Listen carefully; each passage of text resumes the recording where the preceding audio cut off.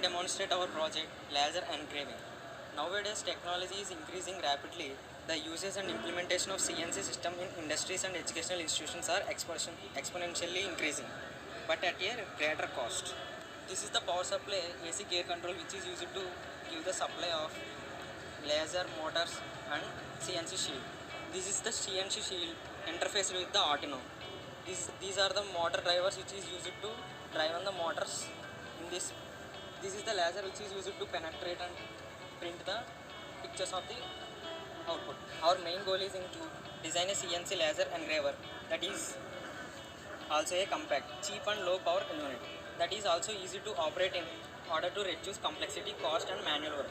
The idea of open source laser GRBL Arduino based laser engraver is to use the open source laser GRBL.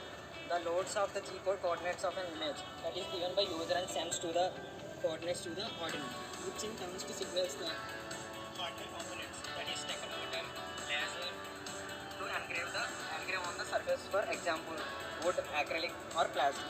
The engraver will be able to engrave that is